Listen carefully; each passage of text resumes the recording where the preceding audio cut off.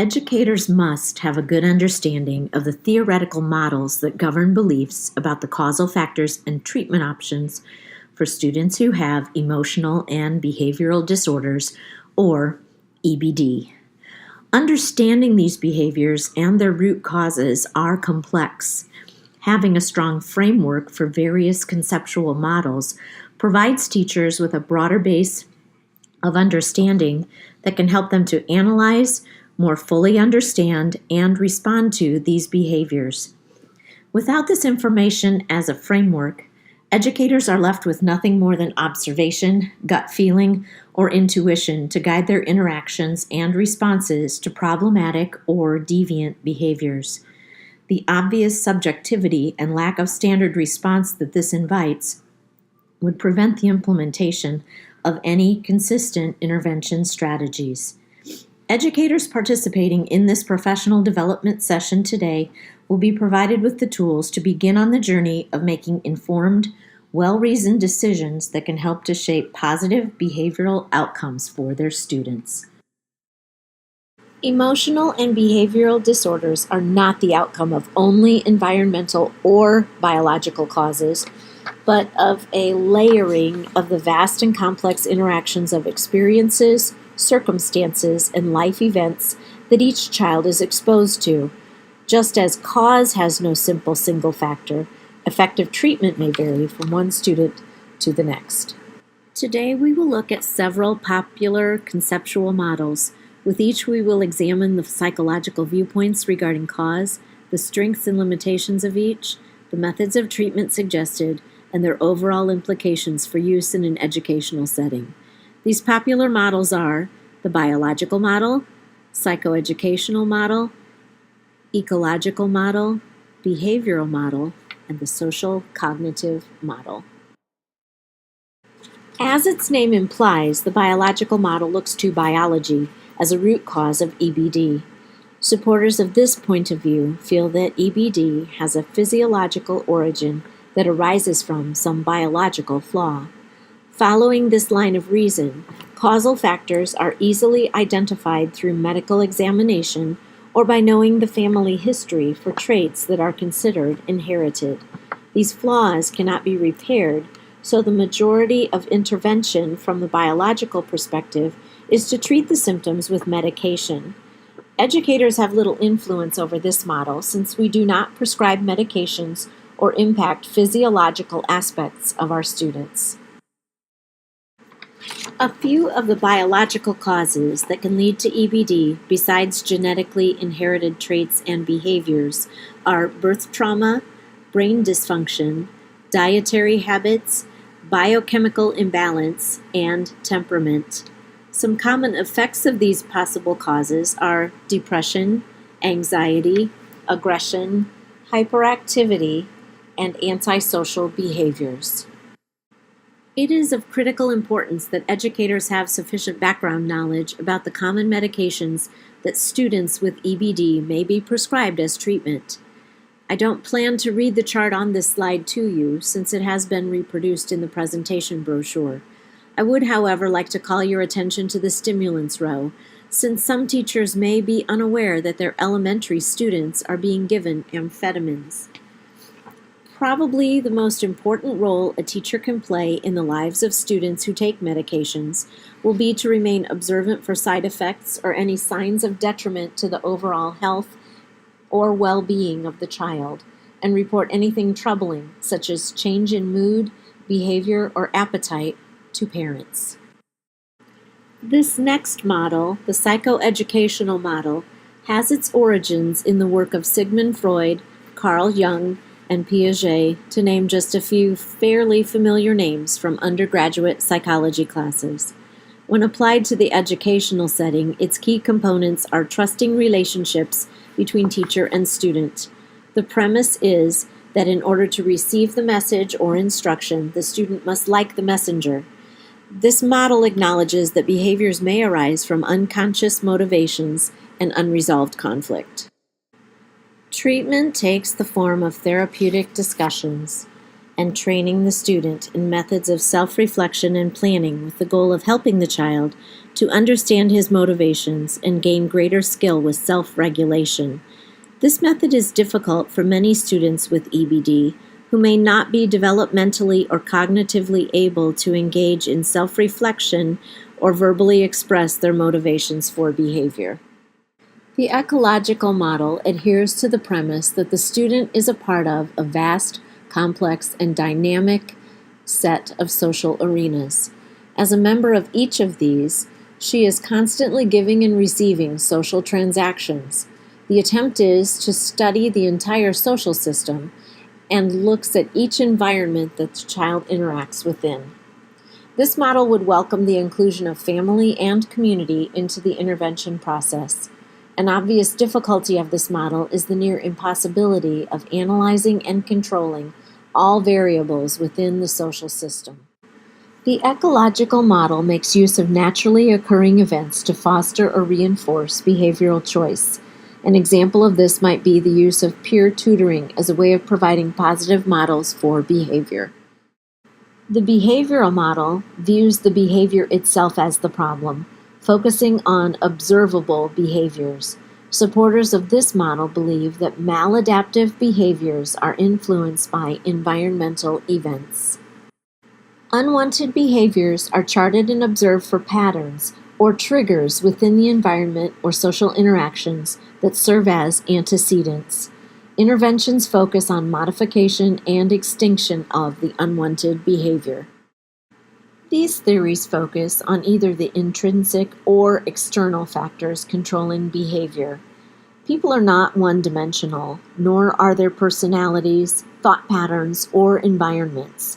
The course I am taking this semester is predicated on the need for a similarly multidimensional approach for identifying, understanding, and treating emotional and behavioral disabilities. That best approach is the social cognitive theory. This approach that encompasses aspects of the other viewpoints was first suggested by Albert Bandura in 1986. Its key precept is that of triadic reciprocality. This is the belief that a student is influenced by his behaviors, his physical and social environment, but also by his thoughts, feelings, and perceptions about himself, others, and the world. A flexible dominance occurs within this triad, causing different components to command center stage in their influence of behavioral choice, depending upon many factors. Social cognitive theory relies on natural science to explain human behavior, and also acknowledges that responses to our behaviors influence future behavioral choice, both positive and negative. An important reminder is that behavior can only be judged as deviant or undesirable when evaluated in the context of normal human development, not individual norms or expectations. Interventions in this model do not attempt to control all aspects of the social dynamic. Rather, the interventionist may focus on one particular topic, but remain aware of the interconnectedness of other possible causes, taking those factors into consideration. Personal agency, a key tenet of social cognitive theory, examines the unique abilities of humans. In other words, to use symbol systems for communication, the ability to anticipate future events, to learn by observing and vicarious experience, and to self-evaluate, self-regulate, and to be self-conscious. Theories are hollow-sounding and meaningless if not translated into practice. The remainder of this presentation shares 3 interventions that utilized a social cognitive model with students with EBD. Tools for Getting Along, a program that was implemented in Florida, targeted 4th and 5th grade teachers in high-risk schools. These schools were identified by high percentage of students receiving free and reduced lunches. Believing that a social stigma existed with pull-out programs that worked with only students with EBD, the program provided whole class instruction in 26 sessions. The lessons were structured as problem-solving tasks that focused on teaching strategies for understanding and dealing with anger and aggression in effective and appropriate ways. When compared to previous intervention methods, The researchers found that the addition of the cognitive piece improved post-test performance and that improved problem-solving strategies continued to be observed after the intervention had concluded. Both of these measures were improvements over the results of the previous targeted pull-out programs. Another conclusion of the data collected was that the modeling and problem-solving interaction of non-EBD peers greatly enhanced the participation and had a positive effect on remediating social cognitive deficits for students with EBD. The Prevent, Teach, Reinforce model is a function-based intervention that relied upon behavioral analysis and cognitive shift as its key components. This approach was team-driven and required the participating teachers to undergo a rigorous training period that included reading, coursework, and role-playing components for coaching teachers in methods of consistent response to disruptive behaviors. No teacher participant was cleared for implementation until their coursework response patterns produced an 80% consistent rate. Due to the intensive nature of the intervention, it was targeted to one student per teacher per semester. The students chosen were those with the most severe behavioral difficulties. The results were rather dramatic.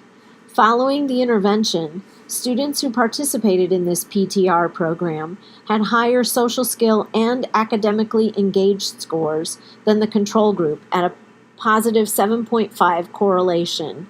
They also had a lower incidence of problem behaviors than this same control group at a negative 5.5 correlation.